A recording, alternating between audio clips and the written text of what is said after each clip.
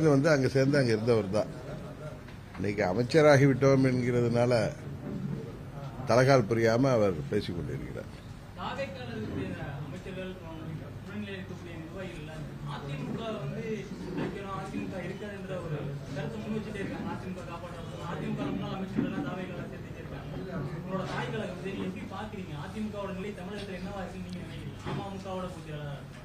இன்னொரு அமைச்சர், மாண்புமிகு அமைச்சர் இருக்காரு, டெய்லி ஒரு பொய் சொல்லிட்டு இருப்பாரு. ஆதவ அர்ஜுனா வந்து தாவேக்கா தான் புதிய அதிமுகலாம் கதை விட்டுட்டு இருக்காரு. அதை பத்தி கேட்கல நீங்க. அதாவது அனைத்து இந்திய அண்ணா திராவிட முன்னேற்ற கழகம் புரட்சி தலைவர் அவர்களால் உருவாக்கப்பட்ட இயக்கம். அவர்களது மறைவிற்கு பிறகு அம்மா அவர்களால் கட்டி காக்கப்பட்ட இயக்கம். இன்றைக்கு அந்த இயக்கத்தில் கடந்த 9 ஆண்டுகளாக திரு யுபிஎஸ் அவர்கள் பொதுச் செயலாளராக அந்த இயக்கத்தை வழிநடத்தி வருகிறார். அம்மா அவர்கள் மறைவுக்கு பிறகு என்னை அந்த இயக்கத்திலிருந்து அவர்கள் நீக்கியதால் உருவானதுதான் அம்மா மக்கள் முன்னேற்ற கழகம். எங்களுக்குள் எத்தனை கருத்து வேறுபாடுகள் இருந்தாலும் அம்மாவின் தொண்டர்கள் என்ற முறையில் நாங்கள் அதிமுகவோட பயணிக்கிறோம். இன்றைக்கு உங்களுக்கு தெரியும், 26 தேர்தலுக்கு பிறகு தாவேகா என்கிற கட்சி, திரு விஜய் அவர்களின் கட்சி 107 தொகுதிகளில் வெற்றி பெற்றாங்க. 107 108 அவர்களுக்கு அறுதி பெரும்பான்மை 118 கிடைக்கவில்லை. தமிழ்நாட்டு மக்கள் கொடுக்கவில்லை என்பதுதான் உண்மை. திமுக கூட்டணிக்கும் அதிமுக கூட்டணிக்கும் சேர்த்து 126 சட்டமன்ற உறுப்பினர்களை கொடுத்தார்கள். அதில் அம்மா மக்கள் முன்னேற்ற கழகம் நாங்களும் ஒரு சட்டமன்ற உறுப்பினர் வெற்றி பெற்றோம். இந்த 126 சட்டமன்ற உறுப்பினர்களும் தாவேகா திரு விஜய் அவர்களின் வேட்பாளர்களுக்கு எதிராக வெற்றி பெற்றவர்கள் என்பதை திரு விஜய் அவர்களும் அவரை சுற்றி இருக்கிற அந்த பரிவாரங்களும் மறந்துவிடக்கூடாது. எங்களுக்கு ஆட்சி பொறுப்பை கொடுத்து விட்டார்கள் மக்கள் என்று அவர்கள் சொல்வது தவறு. 118 பேரை கொடுத்திருந்தாங்கன்னா, எம்எல்ஏக்களை கொடுத்திருந்தா அது அவங்களுக்கு ஆட்சி அதிகாரத்தை கொடுத்திருக்கிறார்கள் என்றுதான் அர்த்தம். இன்றைக்கு ஏற்கனவே 50-60 ஆண்டுகளாக ஆட்சி பொறுப்பில் இருந்த திமுக மற்றும் அதிமுகவுக்கு மாற்றாக திரையுலகில் பிரபலமாக இருந்த திரு விஜய் அவர்களுக்கு இன்றைக்கு அவர்கள் தனிப்பெருங்கட்சியாக 108 அதிக எம்எல்ஏக்களை உள்ள கட்சியாகத்தான் கொடுத்தார்களே தவிர, திமுக அதிமுக கையில தான் இந்த ஆட்சியின் கடிவாளத்தை கொடுத்திருக்கிறார்கள். அந்த கூட்டணி கட்சி கையில தான் அடிவாளத்தை கொடுத்திருக்கிறார்கள் என்பதுதான் உண்மை. ஏற்கனவே புரட்சி தலைவர் அவர்கள் முதலாக வெற்றி பெற்ற போது அறுதி பெரும்பான்மையோட ஆட்சி அமைத்தார். இன்னொன்னு இதுவரை நம்ம இந்திய வரலாற்றில், அரசியல் வரலாற்றில் பார்த்திருக்கோம். தேர்தலுக்கு முன்பான கூட்டணி கட்சிகள் தேர்தல் முடிந்த போது அவர்களோடு கூட்டணி ஆட்சி அமைந்தது தான் பார்த்திருக்கோம். அது போன்ற ஆட்சி இதுவரைக்கும் தமிழ்நாட்டில் அமையல. 2006 திரு கருணாநிதி அவர்கள் 96 தொகுதிகள் தான் வெற்றி பெற்றிருந்தாலும் அன்றைக்கு கூட்டணி ஆட்சியாக இல்லாமல் அவர்கள் கூட்டணியாக காங்கிரஸ் மற்ற கம்யூனிஸ்ட் இவர்கள் ஆதரவோடு அவர் ஆட்சி அமைத்தார். ஆனா இப்ப தாவேகா அப்படி ஆட்சி அமைக்கல. அதுதான் உண்மை. அவர்கள் திமுக கூட்டணியில் வெற்றி பெற்ற திரு விஜய் அவர்கள் தீய சக்தி என்று சொன்ன திமுக கூட்டணியில, திமுக தான் பெரிய கட்சிங்கிறது எல்லாரும் தெரியும், அவர்கள் இல்லாமல், திமுகவின் உதவி இல்லாமல் அவர்கள் அங்கே வெற்றி பெற்றிருக்க முடியாது மற்ற கூட்டணி. இது நான் யதார்த்தத்தை சொல்றேன். உடனே திமுகவுக்கு ஆதரவான நிலைப்பாட்டை எடுக்கிறேன்னு சொல்லாதீங்க. அங்க இருக்கிற காங்கிரஸா இருக்கட்டும், இருந்த காங்கிரஸா இருக்கட்டும், கம்யூனிஸ்டுகளாக இருக்கட்டும், பாராளுமன்ற தேர்தலையும் இந்தியாவிலேயே அதிக தொகுதிகளில் காங்கிரஸ் வெற்றி பெற்றதே தமிழ்நாட்டில் தான். எனக்கு தெரிஞ்சு கம்யூனிஸ்டுகளுக்கு தமிழ்நாட்டில் தான் 2 எம்பிக்கள் இருக்கிறாருன்னு நினைக்கிறேன். மற்ற மாநிலங்களில் இருப்பதாக ஒரு எம்பியா 2 எம்பி இருக்கலாம். அதுபோல அவர்கள் வெற்றி பெறுவதற்கு, இன்னும் சொல்ல போனால் பெரியவர் வைகோ அவர்களின் மகன் திரு துரை வைகோ அவர்கள் வெற்றி பெற்றதே திமுக கூட்டணியில தான். இன்றைக்கு அவர் உணர்ச்சி வசப்பட்டு அவங்க அப்பா போல பேசுறாரு. குதிரை பேரம் இது இல்லையா, குதிரை பேரம் இல்லையா, ஒட்டக பேரம் இல்லையான்னு. இன்னொன்னு அவர் வசதியா சொல்றாரு, இந்த தேர்தலில் திமுக ஒவ்வொரு தொகுதியிலையும் பல கோடிகளை செலவு செய்தார்கள். 24 தேர்தலில் இவர் திருச்சியில் தீப்பெட்டி சின்னத்தில் போட்டியிட்ட பொழுது திமுக ஆதரவோடு தான் வெற்றி பெற்றார். அங்கே மதிமுகவுக்கு எவ்வளவு வாக்கு வங்கி இருந்திருக்கும் என்பது உங்களுக்கு தெரியும். அவர் 24 இதே மாதிரி அதிக திமுக செலவு செய்து தான் வெற்றி பெற்றார் என்பதை அவரும் உணர வேண்டும். அதான் யதார்த்தம். அவர் தொகுதியிலும் அங்கு அவர் வெற்றிக்காக திமுகவினர் தான் அன்றைக்கு அங்கே அரும்பாடுபட்டு இவரை வெற்றி பெற செய்தார்கள். இன்றைக்கு அவர்கள் சட்டமன்ற உறுப்பினர்கள் திமுக சின்னத்தில் தான் வெற்றி பெற்றவர்கள், உதயசூரியன் சின்னத்தில் தான் வெற்றி பெற்றவர்கள். நீங்க ஒரு கட்சி சின்னத்தில் போட்டிருக்கீங்கன்னா அந்த கட்சி உறுப்பினராகி தான் அங்கே போட்டியிட முடியும். அதுதான் உண்மை. அதனால அவர்கள் எடுத்த நிலைப்பாட்டை அவர்களுக்கு நன்றி உணர்வோடு திமுக உதவியோட தானே ஜெயிச்சிருக்கோம், திமுகவால தான் ஜெயிச்சிருக்கோம் சீர்காழியிலையும் கடையநல்லூர்லங்கிற நன்றி உணர்வோடு, அவர்களுக்கு நன்றி உணர்வோடு அந்த கூட்டணியிலேயே அந்த கட்சியின் எம்எல்ஏக்களாக தொடர்கிறார்கள்.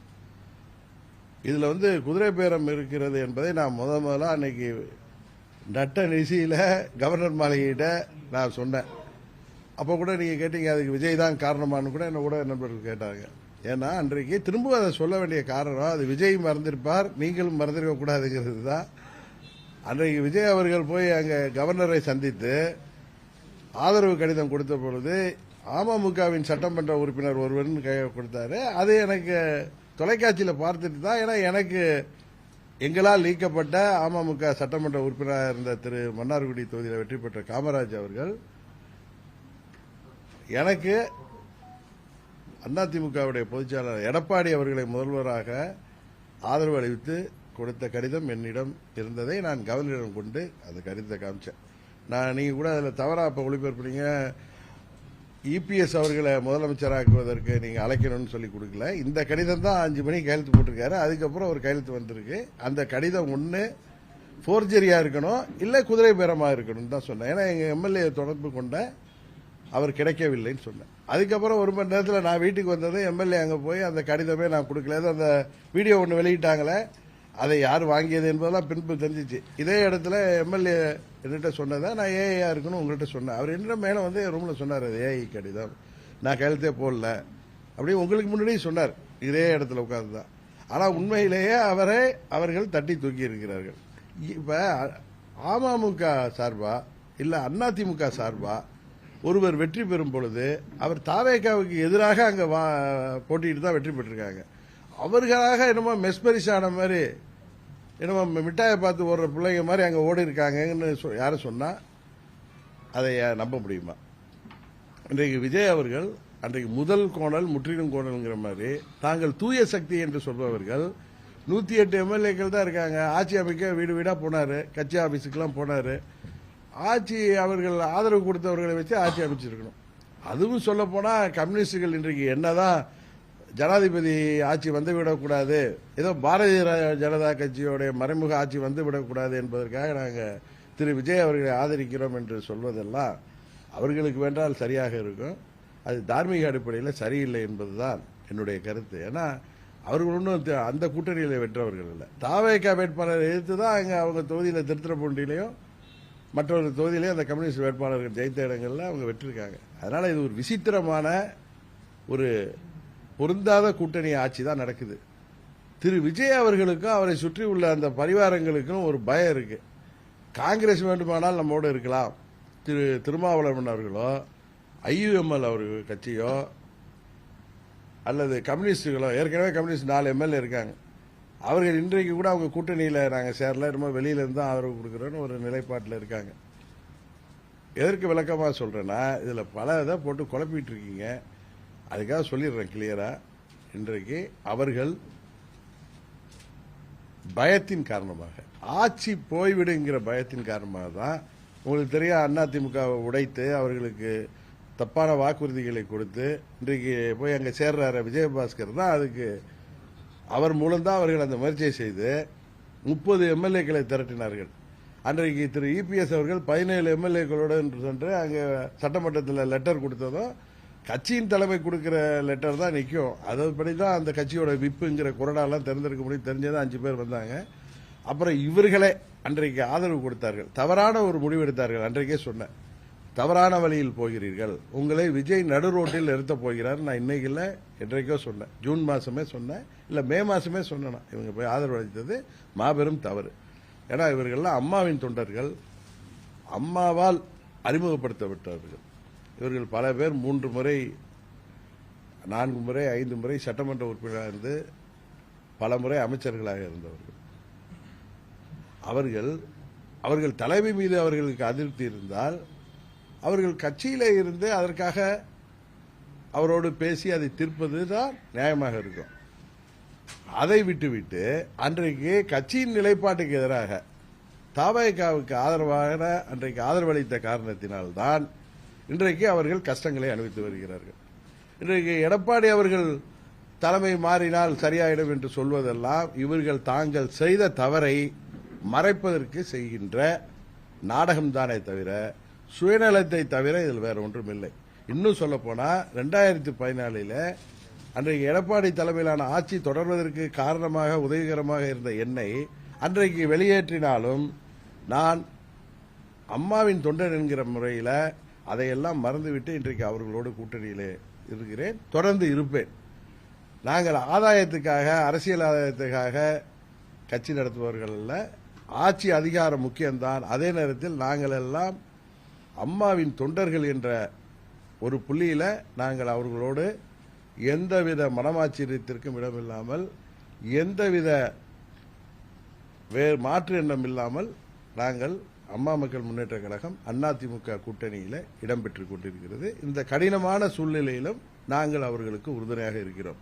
ஆனால் அதிமுகவிலே இந்த கடினமான நேரத்தில் அந்த கட்சியால் மந்திரியானவர்கள், அந்த கட்சியால் சட்டமன்ற உறுப்பினரானவர்கள், அந்த கட்சியால் வெளி உலகத்திற்கு தெரிந்தவர்கள், அமைச்சர் பொறுப்பில் பல ஆண்டுகள் இருந்தவர்கள், இன்றைக்கு கூட போறப்ப அந்த துறை அமைச்சர், முன்னாள் அந்த துறை அமைச்சர், இந்த துறை அமைச்சர் என்று அம்மா அவர்களால் அறிமுகப்படுத்தப்பட்டவர்கள் இன்றைக்கு அந்த கட்சியை அழிக்க வேண்டும் என்று நினைப்பவர்களோடு அதிமுக ஒரு தீர்ந்து போன சக்தி, இவர்களெல்லாம் ஊழல் சக்தி என்று சொன்னவர்களோடு இன்றைக்கு போய் சேர்கிறார்கள் என்றால் இது அப்பட்டமான சுயநலத்தை தவிர வேற அல்ல. இன்னொன்னு, ஒரு திரு எடப்பாடி பழனிசாமி அவர்கள் ஒன்றும் புரட்சி தலைவரோ புரட்சி தலைவர் அம்மாவோ அவர்கள் அல்ல. அம்மா அவர்கள் மறைவுக்கு பிறகு எங்களால் முதலமைச்சராக்கப்பட்டவர். அவரை இவர்களெல்லாம் சேர்ந்து அவரை பொதுச்செயலாளராக்கினார்கள். அவரும் கடந்த 7-8 ஆண்டுகளாக அந்த இயக்கத்தை வழிநடத்தி வருகிறார். அவர் மீது எதுவும் குறை குற்றங்கள் இருந்தால் அதை பேசி தீர்க்க வேண்டுமே தவிர இதுபோல ஆளுங்கட்சிக்கு போய் ஆதரவாக போய் சேர்வதோ, அந்த கட்சியை விட்டு வெளியேறுவதோ அது அம்மாவின் தொண்டர்கள் என்று சொல்பவர்களுக்கு அழகல்ல. அவர்கள் அதை எண்ணி பார்க்க வேண்டும், உணர்ந்து திரும்பி வர வேண்டும். உறுதியாக நான் திரு இபிஎஸ் அவர்களுடன் இவர்களுக்காக பேச தயாராக இருக்கிறேன். அவர்கள் தவறான பாதையில் செல்லக்கூடாது. அம்மாவின் கட்சியை, புரட்சி தலைவரின் கட்சியை ஒழித்து விட வேண்டும் என்ற நோக்கத்திலே இருக்கிற தவேகாவிலே போய் சேர்வது உண்மையிலேயே அது வருங்காலத்தில் அவர்கள் பெயர்ல ஒரு வருங்கால வரலாற்றில் அவர்கள் கருப்பெழுத்துகளால் அவர்கள் பெயர் எழுதப்படும் என்பதுதான் உண்மை. ஆட்சி அதிகாரம் இன்றைக்கு இருக்கும், போகும். ஆனால் நாம் எந்த இயக்கத்திலே அறிமுகமானோமோ அந்த இயக்கத்திற்கு ஆதரவாக இருப்பதுதான் ஒரு நல்ல தொண்டனின் முடிவாக இருக்க முடியும். அதை அவர்கள் செய்ய வேண்டும் என்பதுதான் எனது கருத்து. திமுக ஆட்சியில் நடந்த ஊழலை இன்னைக்கு விஜய் இல்லாம ஆக்கியிருக்காரு. கடந்த அடுத்த 5 வருடத்திற்கும் விஜய் ஆட்சி தான் நிலைக்கும் என்று மதிமுக பொதுச் செயலாளர் சார், மதிமுக பொதுச் செயலாளர் வைகோ அவர்கள் எனக்கு பிடித்த ஒரு அரசியல் தலைவர்கள் ஒருத்தர். ஆனால் என்ன காரணமோ அவர் பேசுவது உண்மையிலேயே வருத்தம் அளிக்கிறது. 9 ஆண்டுகளாக நாங்கள் நிர்பந்தத்தில் இருந்தோம், எங்களை நிர்பந்தப்படுத்தி எங்கள் சின்னத்தில் நிற்க சொன்னார்கள் என்று சொல்வதெல்லாம் அது அவருடைய தரத்தை அவர் குறைத்துக் கொள்வதுதான். அது வெளியேறி இருக்கலாமே, அன்றைக்கே வெளியேறி இருக்கலாமே. அன்றைக்கே வெளியேறி தனித்து கூட போட்டிட்டு அல்ல, அவர் தேர்தலில் போட்டியிடாமல்லாம் இருந்திருக்காரு. இப்பொழுது சொல்வது முதுகில் குத்துவதுதான். திமுகவுக்கு ஆதரவாக இருந்து கொண்டு அவர் விஜய் அவர்களை பற்றி என்னெல்லாம் பேசினார் என்பது தெரியும். தேர்தல் முடிவுக்கு பிறகும் என்னை அணுக மாட்டார்கள், அப்படி தவேகாவினை அணுக மாட்டார்கள் என்று சொன்னவர் தான் பெரியவர் வைகோ அவர்கள். எனக்கு அவர் மேலே நிறைய மரியாதை உண்டு. அதனால் நான் அவரை பற்றி எதுவும் இதுக்கு மேல் பேச விரும்பவில்லை. ஆனால் அவர் பேசுவது அனைத்தும் தவறு என்பதுதான் என்னுடைய நிலைப்பாடு.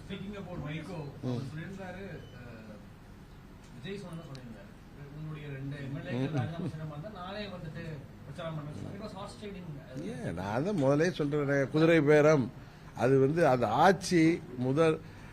ஆட்சி அமைப்பதற்கே இவ்வளவு துஷ்பிரயோகங்களை தவறான வழிகளில் செல்றாங்க. அமமுக எம்எல்ஏக்கை ஆசை காட்டி அமைச்சராக்குவேன் என்று சொன்ன அவரிடம் கையெழுத்து வாங்கி அந்த கடிதத்தை கொடுத்து விட்டு அந்த சட்டமன்ற உறுப்பினர் மாறிய பிறகு பயந்தவர்கள் தான் இவர்கள். அதான் உண்மை. அதில் அன்றைக்கு அமமுகவில் ஒரு எம்எல்ஏ தானே ஆரம்பிச்சது தான் இன்றைக்கு தொடர்ந்து கொண்டு இருக்கிறது. அதிமுகவில் 25 சட்டமன்ற உறுப்பினர்களை ஆதரவு பெற்றது. அன்றைக்கு அவர்கள் நடு ரோட்டில் நிறுத்திவிட்டார்னு சொன்னேன். ஏன்னா 25 பேர் நிச்சயம் அவர்களுக்கு கட்சி தாவல் தடை சட்டப்படி அவர்களுடைய பதவி போகும். இன்றைக்கு அதே நேரத்தில் இன்றைக்கு அதனால்தான் அவர்கள் மீண்டும் தாய் கழகத்தில் வந்தாலும் அவர்களுக்கு உரிய மரியாதை இல்லாமல் இருந்தது. அதனால அங்கே போயிட்டாங்க.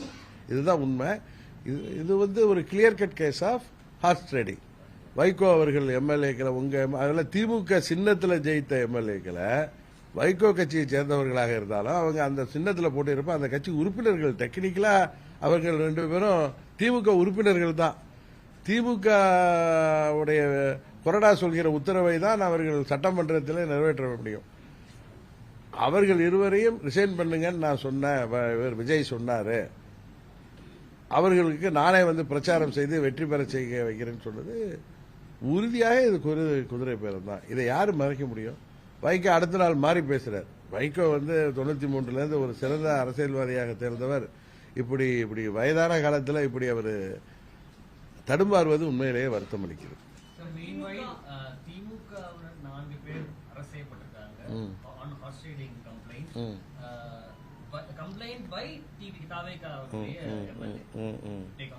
ஆமா, அது இப்பதான் யாரோ 4 பேர் அரசு செய்திருக்காங்க. தம்பி அசோக்குமார் எல்லாம் அதுல சேர்த்திருக்காங்க கேஸ்ல. அது கேஸோட இது என்னன்னு தெரியாம நம்ம அதை பத்தி பதில் சொல்ல விரும்பவில்லை, அவாய்ட் பண்ணல. ஆனா அப்படி பார்த்தா விஜய் முதல் குற்றவாளியாக சேர்த்து அம்மா மக்கள் முன்னேற்ற கழக சட்டமன்ற உறுப்பினர் எங்களுக்கு ஆதரவுன்னு சொல்லி கட்சியின் தலைமை கடிதம் பெறாமல் அந்த சட்டமன்ற உறுப்பினரிடமே திருட்டுத்தனமாக கடிதத்தை பெற்றுக்கொண்டு கவர்னர்கிட்ட கொடுத்துட்டு அந்த இது இன்னும் பெண்டிங் இருக்கு. இல்ல நான் இல்ல, அது அந்த எம்எல்ஏவே போய் அந்த கேஸ் கொடுத்தாரு. அதை அவர் விட்ரா பண்ணாலும் அதெல்லாம் இருக்கு. அதெல்லாம் உரிய நேரத்தில் அதை நாங்கள் அதை கையில் எடுப்போம்.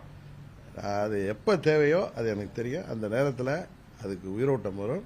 அப்பொழுது அதில் உறுதியாக A1ஆக திரு விஜய் அவர்கள் தான் இருப்பாங்க. குதிரை பேரம் செஞ்சதை அவர் தான். ஏன்னா கவர்னரிடம் நான் போய் அதை பற்றி கம்ப்ளைண்ட் பண்ணியிருக்கேன். அதனால வெயிட் பண்ணிட்டு இருக்கேன். அவ்வளவுதான். அது எந்த நேரத்திலும் நான் நீதிமன்றத்துக்கு செல்லலாம். ஏன்னா அதுக்கு ஒன்றும் பார்லாம் கிடையாது, அதுக்கு ஒன்றும் எக்ஸ்பைரி டேட்லாம் கிடையாது. நான் சில காரணங்களுக்காக அதை பொறுமையாக அதை வாட்ச் பண்ணிட்டு இருக்கேன். அவ்வளவுதான். அவங்க எம்எல்ஏக்களை போய் இவங்க டிஎம்கே நான் சொல்றது அதுல லாஜிக்கே இருக்கிறத தெரியல. 35 கோடி கொடுத்து தாவேக எம்எல்ஏவை அது ஆளுங்கட்சி எம்எல்ஏவை இவங்க பேரம் பேசி அவரை வாங்கி அல்லாது என்ன ஓட்டெடுப்பு வருதுங்கிறாங்க. இப்போ ஒன்று 6 மாசத்துக்கு அந்த ஆட்சி மேல நம்பிக்கை இல்லா தீர்மானம் கொண்டு வர முடியாது. எதற்காக இப்படி செய்ததாக அவர்கள் கம்ப்ளைண்ட் அதில் என்ன அது எஃப்ஐஆர்ல என்ன இருக்கு? எதுக்காக பேரம் பேசினாங்கன்னு இருக்கு? என்ன காரணம் காமிச்சிருக்காங்க எஃப்ஐஆர்லன்னு கேட்கிறேன். அது எதுக்காக பேரமா? எப்படி கட்சியில இருந்து எல்லாம் ரிசைன் பண்ண சொல்லியா? ஆமா ஆமா, அது ஒரு பொலிட்டிக்கல் ஸ்டேட்மெண்ட். அது அந்த ஆட்சி உண்மையாவே நானே சொல்றேன். அந்த ஆட்சிக்கு 107 எம்எல்ஏக்கள் தானே இருக்காங்க. மற்றவர்கள்லாம் திமுக கூட்டணியிலேருந்து இரவல் ஆதரவு தானே. அவர்கள் வெளியேறினா எத்தனையோ இதில் அவங்க இது கருத்து முரண்பாட்டில் வெளியேறினா அதில் ஏதாவது 4 பேர் வெளியேறினாலே முடிஞ்சு போச்சு, 2 பேர் வெளியேறினாலே முடிஞ்சு போச்சு. அதனால அவர் அந்த காரணத்தில் சொல்லியிருக்கலாம். பழைய கூட்டாளிகள் தானே, நம்ம மீண்டும் அவர்களை கன்வின்ஸ் பண்ணி நம்மளோட அழைத்துக்கலாங்கிற எண்ணத்திலையும் சொல்லிக்கலாம். அதுக்கு இதுக்கு எப்படி முடிச்சு போடுறீங்கன்னு எனக்கு தெரியல.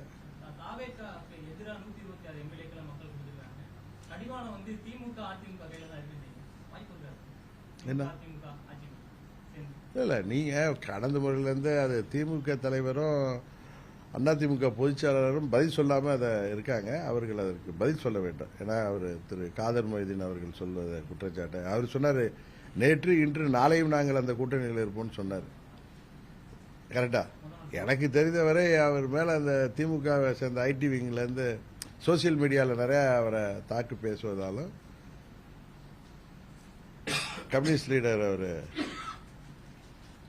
பேர் என்ன சிபிஎம் தலைவர் திரு சண்முகம் அவர்களையும் கம்யூனிஸ்டையும் தாக்கி சோசியல் மீடியாவில் நிறைய திமுகவினர் பதிவுகள் போடுவதனால கோபப்பட்டு பேசுகிறார்கள் என்று சொல்கிறார்கள். அவர்கள் திரு ஸ்டாலின் அவர்களோடு போய் பேசி வந்தார்கள். எனக்கு தெரிந்து திரு காதர் மொய்தீன் அவர்கள் சொன்னார்கள், நாங்கள் நேற்று இன்று நாளையும் அங்கே தான் இருப்போம்னு சொன்னாங்க. அதில் என்ன மாற்றம் வந்துச்சுன்னு தெரில. அதுக்கு ஊடக பேட்டியிலெல்லாம் கூட பார்த்த வந்து தாவேக்காவுக்கு நீங்கள் ஆதரவளிக்கணும்னு எங்கள் மக்கள் எல்லாம் சொன்னாங்கன்னு. அவங்க பாபநாசத்தில் அவங்க திரு ஷாஜஹான் இன்றைக்கு அமைச்சராக இருக்கவர் திமுக கூட்டணியில் தான் வெற்றி பெற்றார்.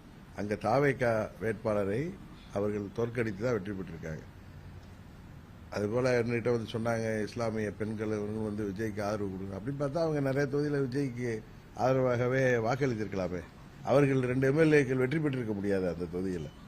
அதனால் இன்றைக்கு ஒரு ஆட்சி அதிகாரத்தில் இடம்பெறுறோங்கிறதுனால அவங்க ஏதோ பேசுகிறார்கள். அவர்கள் உண்மையிலேயே பார்த்தால் எனக்கு திமுகவை பார்க்கும் பொழுது எனக்கு வருத்தமாக தான் இருக்குது. ஏன்னா அவர்களெல்லாம் வெற்றி பெறுவதற்கு திமுக தொண்டர்களும் நிர்வாகிகளும் அவர்கள் எவ்வளவு பாடுபட்டு இவர்களெல்லாம் வெற்றி பெற செய்தார்கள் என்பதை அவர்கள் வாயாலே ஒத்துக்கொள்கிறார்கள்.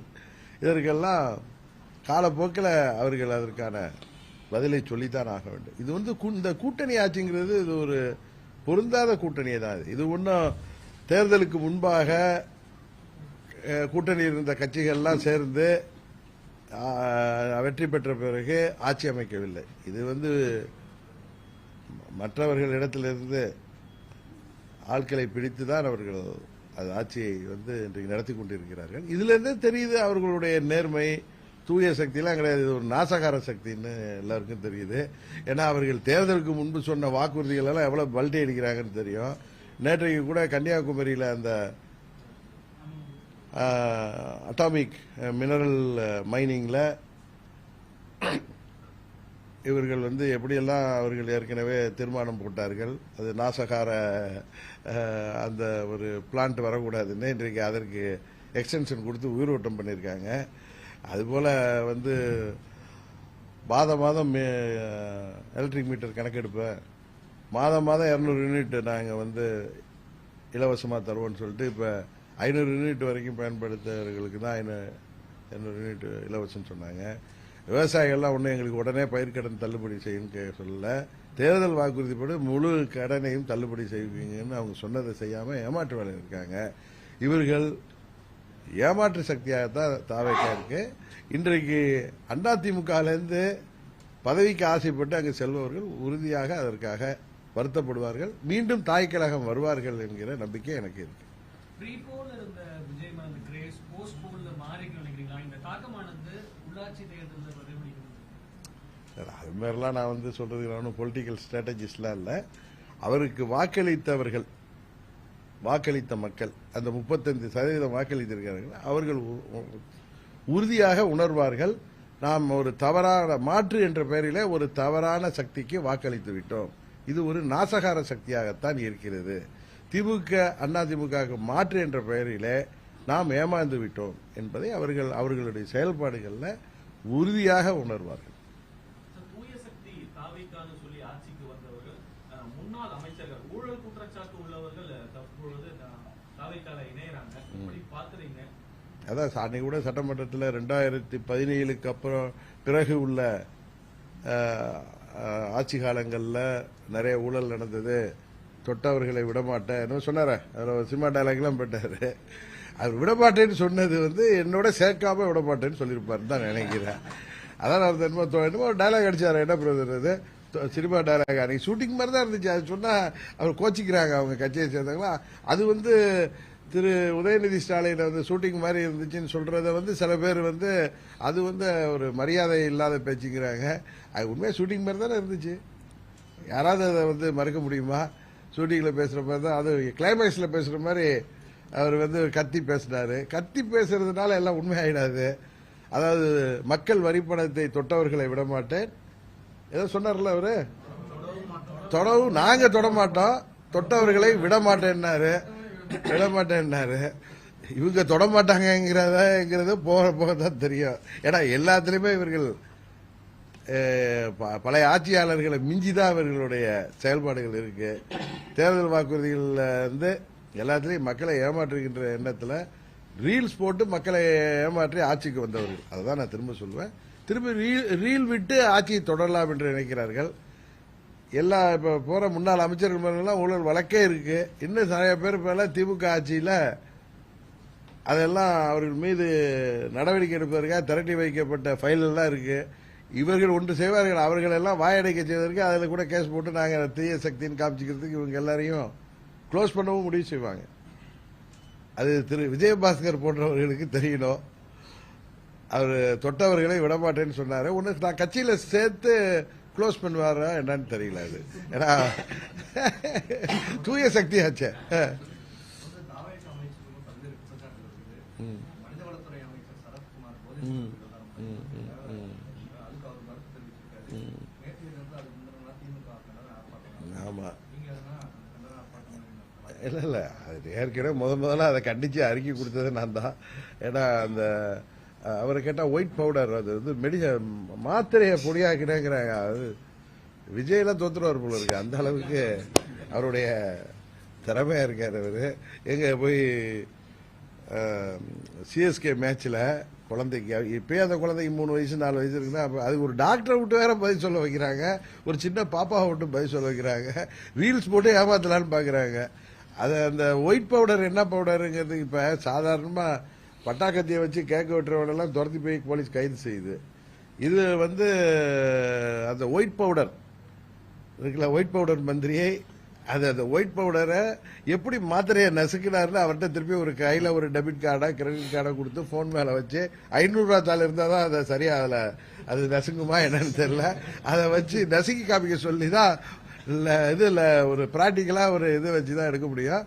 காவல்துறை என்ன செய்யுதுன்னு தெரியல, நார்கோட்டிக் பியூரோ என்ன செய்யுதுன்னு தெரியல. வெயிட் பண்ணி பார்ப்போம் யார் அதில் ஆக்ஷன் எடுக்கிறாங்கன்ட்டு. அரசியலை விட்டு ஸ்டாலின் அவர்கள் விலக வேண்டும்.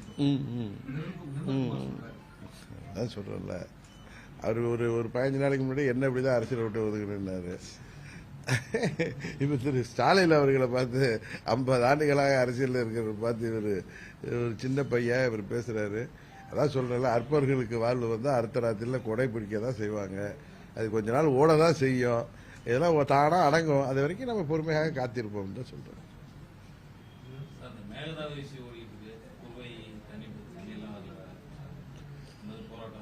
குறுவை சாகுபடி பண்ணலன்னா வேற கரெக்டா கேட்டீங்க. அப்படின்னா அந்த அவர் வெங்கட்ராமன் பேசியிருக்காரு, அவருக்கு ஒன்றும் தெரியல, உங்களை விவசாயத்தை பத்தி தெரியுமா என்னன்னு தெரியல. அங்க வந்து இந்த திருவாரூர் மாவட்டத்திலலாம் நெல்லை தவிர வேற எதுவுமே பயிரிட முடியாது, அதெல்லாம் கிளே சாயில். ஈவன் நாகப்பட்டினத்துலேயும் அப்படிதான், அவருக்கு வேற பயிர் செய்ய முடியாதுன்னு இல்லை, சில பகுதிகளில் வேற பயிர் செய்ய முடியுமே தவிர நெல்லை தவிர பயிரிட முடியாத மாவட்டங்கள் தான் டெல்டா மாவட்டங்கள். அது கூட தெரியாம அவர் பேசுறாரு. இதெல்லாம் தற்கூரின்னு யாரும் சொன்னா கோவப்படுறாரு அவங்க தலைவர் திரு விஜய் அவர்கள்.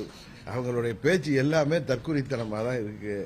இன்னொரு அமைச்சர் அவர் ஒரு ஐஆர்எஸ் ஆபீசர் இருக்காரு, அவர் பேர் என்ன, அருண்ராஜ் வந்து ட்விட்டர் மெசேஜ்ல இன்னொரு அமைச்சரை அவர் துறையே மாற்றி போட்டுட்டு கேட்டா அட்மின் போட்டாங்கிறாங்க. அவங்க இன்னொரு அமைச்சருக்கு நீங்க தான் எல்லாம் எடுத்து சோசியல் மீடியால பாக்குறப்ப தான் எந்த துறை அமைச்சர்னே தெரியாம செயல்பட்டு இருக்காங்க. இதெல்லாம் பாக்குறப்ப உண்மையிலேயே இவர்கள் ஆச்சரியக்குறிகளாக தான் தெரிகிறாங்க. இன்னொரு அமைச்சர் மாத்திரையை வந்து நான் வந்து இதுல உட்காந்து என் பிள்ளைக்கு கிரஷ் பண்ணி கொடுத்தேங்கிறாரு. இதெல்லாம் பாக்குறப்ப என்ன பண்றது, இதெல்லாம் வாக்களித்த மக்கள் எல்லாத்தையும் பார்த்து தான் இருக்காங்க. அதுக்கு வந்து உரிய நேரத்தில் அதுக்கு உரிய தீர்வை அவர்கள் தருவார்கள்.